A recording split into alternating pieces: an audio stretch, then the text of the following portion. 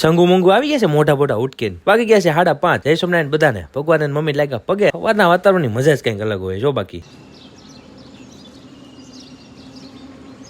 ને આજે હતી આપડી નાની એવી 6.5 કિલોમીટરની પદયાત્રા અને ફાઇનલી પોગી ગયા હતા ભજનબાગ ત્યાંથી જવાનું છે ઘરે આવી ગયા છે સ્ટેશન ટિકિટ લઈને બેહી ગયા સવારીમાં પછી બદુડી બેન ને રોટલી આપીને પોગી ગયા ઓફિસે કર્યું પણ તે ભગવાને લાગ્યા પગે અને લખી દીધા આજના ટાસ્ક ને એક વેબસાઇટ ની રિક્વાયરમેન્ટ હતી તો એના રિસર્ચમાં લાગ્યા ને એક જરાક કોલંબોના ક્લાયન્ટ ને પેમેન્ટ ગેટવે એડ કરવાનું હતું તેના ડોક્યુમેન્ટેશનમાં લાગ્યા પછી એક એજ્યુકેશનલ વેબસાઇટ ની રિક્વાયરમેન્ટના રિસર્ચમાં લાગ્યા હવે કેદી લાલ માંથી લીલું થાય હમણાંથી તો આ લાઈટ અડધી રાતે હેરાન કરે છો સારું છે જીબી વાળા રાતે આવે પાકી પડે અઘરું હો ભાઈ બીજા દિવસે પૂજા પાઠ કરીને ભગવાન અને મમ્મી લાગ્યા પગે સંગુ મંગુ આવી ગયા છે મોઢા ઉટકીને ભાણું ભાવી ગયા છે આપણને વળાવા પોગી ગયા ઓફિસે કર્યું પંત ને ભગવાને લાગ્યા પગે અને વેબસાઇટ રિવ્યુ માં બેઠા ને પછી બેઠા કોડિંગમાં વાહ મારે છોટે ભગત આજ તો બાકી આઈટમ બનાવી છે 1 નંબર આ છે ભાઈ આર્ટિસ્ટ અને પછી ઉપડી ગઈ ગેંગ ટેલવા આગળના દીએ પૂજા પાઠ કરીને ભગવાન અને મમ્મી લાગ્યા પગે અને પોગી ગયા ઓફિસે વાર તો આજ ખુલ્લા જ છે ભગવાને લાગ્યા પગે ને ટાસ્ક લખીને બેઠા સીધા કામે અને પછી લાગ્યા કોડિંગમાં આજ તો ભાઈ 11 ને આયા તો બની છે ફરાળી આલુપુરી પછી નવરાત્રી વાંચ્યું વચરામૃત પછી વાંચ્યું છે સ્વામિનારાયણ ચરિત્ર ચિંતામણી અને પછી સ્વાસ્થ્ય સુધા આજનો વિચાર કઈક એવો છે કે શેરડીમાં જ્યાં ગાંઠ હોય ને ત્યાં રસ નો હોય ને જ્યાં રસ હોય ને ત્યાં ગાંઠ નો હોય આપણા જીવનમાં કઈક આવું જ છે